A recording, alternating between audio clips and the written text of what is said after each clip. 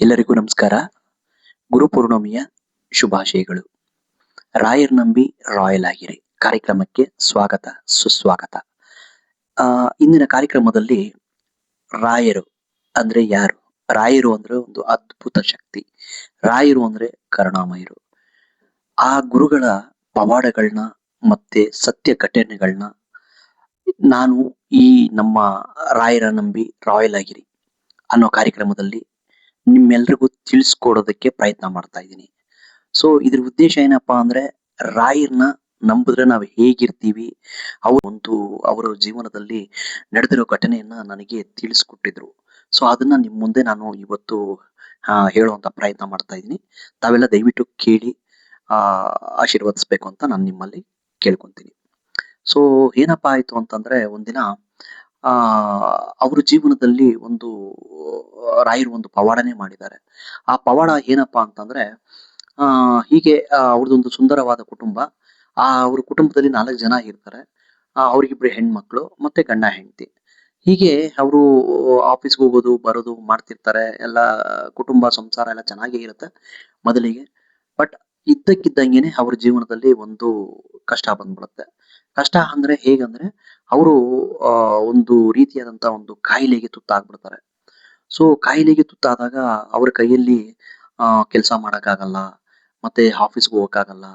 ತುಂಬಾ ಹೀಗೆ ಅವ್ರ ಜೀವನದಲ್ಲಿ ಕಷ್ಟ ಈ ತರ ಒಂದು ಕಾಯಿಲೆ ತರ ಬಂದ್ಬಿಡುತ್ತೆ. ಏನ್ ಮಾಡ್ತಾರೆ, ಏನ್ ಮಾಡೋದು ಅಂತ ಅವ್ರಿಗೆ ಅರ್ಥ ಆಗೋದಿಲ್ಲ.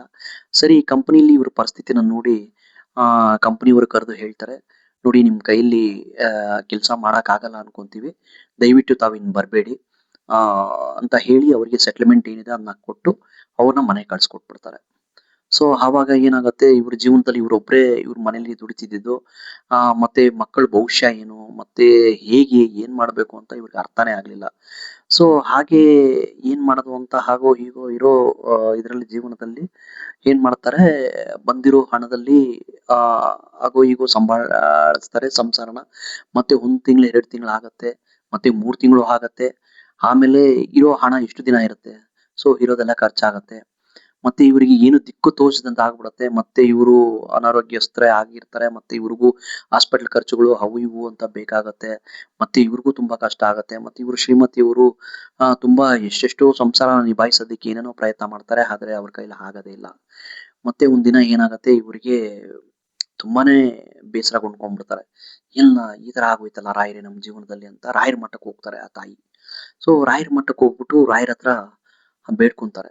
ಬೇಡ್ಕೊಂಡು ಆ ತಾಯಿಗೆ ರಾಯನ ನೋಡಿದಾಗ ತುಂಬಾ ದುಃಖ ಆಗ್ಬಿಡುತ್ತೆ. ಬೃಂದಾವನ ನೋಡಿ ತಾಯಿ ಕೇಳ್ಕೊಂತಾರೆ, ಯಾಕೆ ತಂದೆ ನಮ್ಗೆ ಈ ಅಗ್ನಿ ಪರೀಕ್ಷೆ ಮಾಡ್ತಾ ಇದೆಯಾ, ಇನ್ನೂ ಎಷ್ಟು ದಿನ ನಾವು ಈ ಪರೀಕ್ಷೆಯನ್ನ ಇದು ಮಾಡ್ಬೇಕು, ದಯಮಾಡಿ ನಮ್ಮನ್ನು ಕಾಪಾಡಬೇಕು ತಂದೆ ನೀನು ಅಂತ ಹೇಳಿ ಅವ್ರ ಹತ್ರ ಅವರು ತನ್ನ ಗೋಳನ್ನ ಹಂಚ್ಕೊಂಡ್ಬಿಡ್ತಾರೆ. ಸೊ ತುಂಬಾ ಕಣ್ಣೀರ್ ಹಾಕ್ಬಿಡ್ತಾರೆ. ಅವರಿಗೆ ಇರೋದಕ್ಕಾಗದೇ ಇಲ್ಲ. ಹಾಗೇನ್ ಮಾಡ್ತಾರೆ, ಸರಿ ಅಂತ ರಾಯರ ಹತ್ರ ಹೇಳ್ಕೊಂಡ್ಮೇಲೆ ಅವ್ರಿಗೆ ಒಂಥರ ಮನಸ್ಸು ಸಮಾಧಾನ ಆಗತ್ತೆ. ಸರಿ, ಮನೆ ಕಡೆ ಹೊರಟಬೇಕು ಅಂತ ನೋಡಿದ್ರೆ ಜೋರು ಮಳೆ, ಏನು ಮಿಂಚು ಸಿಡಿಲು, ಮಳೆ ಅಂದ್ರೆ ಮಳೆ. ಇವರು ಹೋಗಕ್ಕೆ ಆಗೋದಿಲ್ಲ. ಇವ್ರ ಮನೆ ಬಂದ್ಬಿಟ್ಟು ಮಠದಿಂದ ಒಂದು 5 ಕಿಲೋಮೀಟರ್ ಇರುತ್ತೆ. ಸೊ ಇವರು ನಡ್ಕೊಂಡೇ ಬಂದಿದ್ದಾರೆ. ಏನಂತಂದ್ರೆ ಇವ್ರ ಹತ್ರ ಒಂದು ಬಿಡಿಗಾಸು ಇಲ್ಲ ಆಟೋದಲ್ಲಿ ಬರೋದಕ್ಕೆ. ಯಾವಾಗ್ಲೂ ಆಟೋದಲ್ಲಿ ಬರ್ತಿದ್ದವ್ರು ಈಗ ಈ ಸಮಯದಲ್ಲಿ ಇವರು ಹೇಗಾಗಿದಾರೆ ಅಂದ್ರೆ ಅವ್ರ ಕೈಲಿ ಒಂದು ಬಿಡಿಗಾಸು ಇಲ್ಲ ಬರೋದಕ್ಕೆ. ಸೊ ಏನ್ ಮಾಡೋದು ತಂದೆ ಅಂತ ಹೇಳಿ, ಸರಿ ಇನ್ನ ನಾನು ಮನೆಗೆ ಹೋಗಿಲ್ಲ ಅಂತಂದ್ರೆ ಮತ್ತು ಮಕ್ಕಳು ಕಾಲೇಜಿಂದ ಸ್ಕೂಲಿಂದ ಬಂದ್ಬಿಡ್ತಾರೆ. ಅವರು ಮನೆ ಇದು ಕೀ ಬೇರೆ ಇವ್ರ ಹತ್ರನೇ ಇರುತ್ತೆ. ಸರಿ, ಅವ್ರಿಗೆ ಕೀ ಕೊಡ್ಬೇಕಲ್ಲ ಮನೆ ಅಂತ ಹೇಳಿ ಬೇಗ ಬೇಗ ಹೊರಡ್ತಿರ್ತಾರೆ.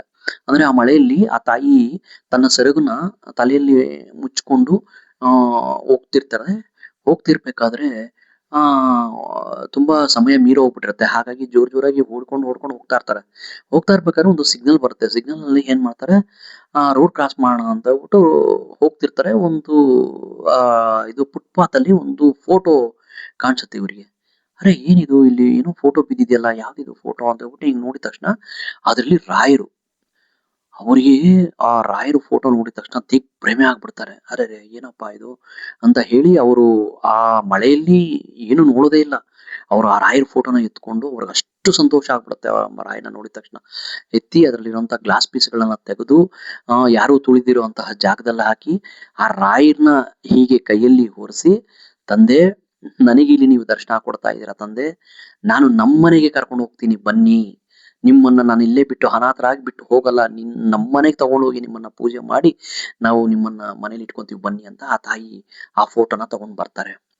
ಬಂದು ಮನೇಲಿ ಇಟ್ಕೊಂಡು ದಿನ ಬೆಳಗ್ಗೆ ಒಂದು ತುಳಸಿ ದಳ ಮತ್ತೆ ಒಂದು ಹೂವನ ಇಟ್ಟು ತಾಯಿ ಪೂಜೆ ಮಾಡ್ತಿರ್ತಾರೆ. ಹೀಗೆ ಅವ್ರಿಗೂ ಸಿಕ್ಕೋದೇನಪ್ಪಾ ಅಂದ್ರೆ ಗುರುವಾರ ಫೋಟೋ ಸಿಗತ್ತೆ. ಗುರುವಾರ, ಶುಕ್ರವಾರ, ಶನಿವಾರ, ಭಾನುವಾರ ರಾತ್ರಿ ರಾಯರು ಅವ್ರ ಕನಸಲ್ಲಿ ತಾಯಿ ಕನಸಲ್ಲಿ ಬರ್ತಾರೆ. ಬಂದ್ಬಿಟ್ಟು, ಮಗಳೇ, ನೀನು ಮಾಡುತ್ತಿರುವಂತಹ ಪೂಜೆಯಿಂದ ನಾನು ಸಂತೃಪ್ತರಾಗಿದ್ದೀನಿ. ಸೊ ನಾಳೆ ಬೆಳಗ್ಗೆ ನೀನು ಒಂದು ಕೆಲಸ ಮಾಡು, ನೀನು ಅಡಿಗೆ ತುಂಬಾ ಚೆನ್ನಾಗಿ ಮಾಡ್ತೀಯ, ಹಾಗಾಗಿ ನಿನ್ನ ಅಡಿಗೆ ಮಾಡುವವರು ಬೇಕೇ ಅಂತ ಹೇಳಿ ನಿನ್ನ ನಂಬರ್ನ ಇದರಲ್ಲಿ ಮೀಡಿಯಾದಲ್ಲಿ ಅಪ್ಲೋಡ್ ಮಾಡು ಅಂತ ಹೇಳ್ತಾರೆ. ಸರಿ ಅಂತ ಇವ್ರಿಗೆ ಎಚ್ಚರ ಆಗುತ್ತೆ. ಎಚ್ಚರ ಆಗಿದ ತಕ್ಷಣ ಸರಿ ಅಂತ ಅವ್ರ ಯಜಮಾನನ್ನ ಕರೆದು ಹೇಳ್ತಾರೆ, ನೋಡ್ರಿ ಈ ತರ ರಾಯರ್ ನನಗೆ ಕನ್ಸಲ್ಲಿ ಬಂದಿದ್ರು, ಈ ತರ ಹೇಳಿದ್ರು ಅಂತ.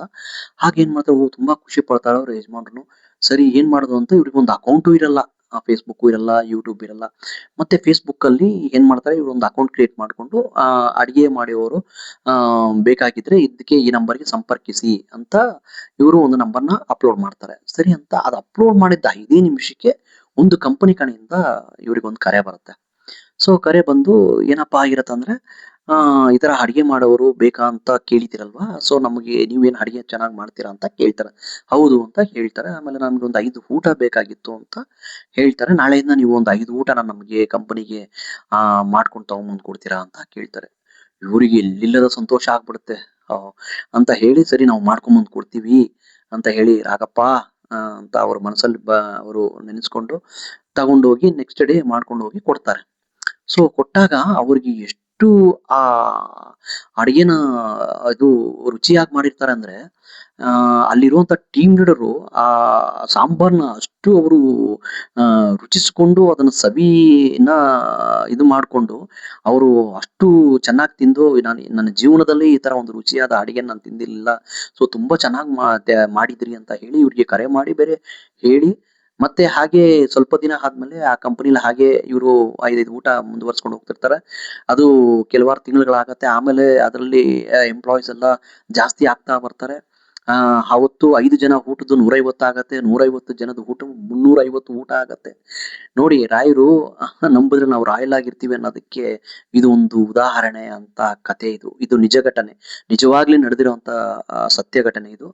ಸೊ ಹಾಗಾಗಿ ಆಮೇಲೆ 350 ಊಟನೂ ಆಗತ್ತೆ, ಲಕ್ಷಾಧಿಪತಿಗಳಾಗ್ಬಿಡ್ತಾರೆ. ಏನೋ ಒಂದು ಬಿಡಿಗಾಸಿಲ್ದರ ಆ ತಾಯಿ ಮಠಕ್ಕೆ ಹೋಗಿದ್ದವರು ಲಕ್ಷಾಧಿಪತಿಗಳಾಗ್ಬಿಡ್ತಾರೆ. ಲಕ್ಷಾಧಿಪತಿಗಳಾಗಿ ಮತ್ತೆ ಇರಕ್ಕೂ ಮನೆನೂ ಒಂದು ಸಣ್ಣ ಮನೆ ಇರುತ್ತೆ. ಆ ಕಂಪನಿಯವರು ಇವ್ರನ್ನ ನೋಡಿ, ಈ ತಾಯಿ ಏನದು ಇದಿಲ್ವಲ್ಲ, ಮನೆ ಇಲ್ವಲ್ಲ ಇವರಿಗೆ ಅಂತ ಹೇಳಿ ಅವರೇ ಅವ್ರ ಧನ ಸಹಾಯ ಮಾಡಿ ಕಂಪನಿ ಕಡೆಯಿಂದ ಒಂದು ಮನೆನೂ ಅವರಿಗೆ ಮಾಡಿಸ್ಕೊಡ್ತಾರೆ. ಆಮೇಲೆ ಅವರು ಮಕ್ಕಳು ಎಜುಕೇಶನ್ ಮತ್ತೆ ಮುಂದುವರಿಯುತ್ತೆ, ಇಂಜಿನಿಯರಿಂಗು ಮಾಡ್ತಾರೆ, ಮಕ್ಕಳು ಎಲ್ಲಾನು ಮುಂದುವರೆದಿದ್ದಾರೆ. ತುಂಬಾನೇ ಅವರು ಸಂಸಾರ ಸುಂದರ ಸಂಸಾರವಾಗಿದೆ. ಸೊ ರಾಯರು ಅವ್ರ ಮನೆಯಲ್ಲಿ ಆ ಫೋಟೋ ಏನ್ ಸಿಕ್ಕಿದೆ, ಇವತ್ತು ಅವರು ಆ ರಾಯರ್ನ ಫೋಟೋನ ಇವತ್ತು ಇಟ್ಕೊಂಡು ಪೂಜೆ ಮಾಡ್ತಾ ಇದ್ದಾರೆ. ಸೊ ಇವತ್ತು ಸುಂದರವಾಗಿ ಅವರು ಸಂಸಾರನ ಮಾಡ್ತಿದ್ದಾರೆ, ಅವರು ತುಂಬಾ ಚೆನ್ನಾಗಿದ್ದಾರೆ ಅಂತ ನಮ್ಮ ಸ್ನೇಹಿತರು ಹೇಳ್ಕೊಂಡಾಗ ನನಗೆ ತುಂಬಾ ಮೈಯೆಲ್ಲ ರೋಮಾಂಚನ ಆಯಿತು. ಸೊ ಅದಕ್ಕೆ ನಾನು ಹೇಳ್ತಾ ಇರೋದು, ಸೊ ರಾಯನ ನಂಬಿದ್ರೆ ರಾಯಲ್ ಆಗಿರ್ತೀವಿ. ಸೊ ಎಲ್ಲರೂ ರಾಯರನ್ನ ನಂಬೋಣ, ರಾಯಲ್ ಆಗಿರೋಣ ಅಂತ ಹೇಳ್ತಾ ನನ್ನ ಈ ಕಥೆನ ಮುಗಿಸ್ತಾ ಇದ್ದೀನಿ. ತಮ್ಮೆಲ್ಲರಿಗೂ ಈ ಕತೆ ಇಷ್ಟ ಆಗಿದೆ ಅನ್ಕೊಂತೀನಿ. ದಯವಿಟ್ಟು ನನ್ನ RJK ಸ್ಟುಡಿಯೋಸ್ ಅನ್ನೋ ಚಾನಲ್ನ ಎಲ್ಲರೂ ದಯವಿಟ್ಟು ಸಬ್ಸ್ಕ್ರೈಬ್ ಮಾಡ್ಕೊಳ್ಳಿ, ಸಪೋರ್ಟ್ ಮಾಡಿ, ಶೇರ್ ಮಾಡಿ. ಇನ್ನಷ್ಟು ಕತೆಗಳಿಗೆ ನನ್ನ ಚಾನಲ್ನ ಬೆಂಬಲಿಸಿ ಅಂತ ಹೇಳ್ತಾ ಎಲ್ಲರಿಗೂ ನನ್ನ ಈ ಕಾರ್ಯಕ್ರಮನ ಮುಗಿಸ್ತಾ ಇದ್ದೀನಿ. ಧನ್ಯವಾದಗಳು.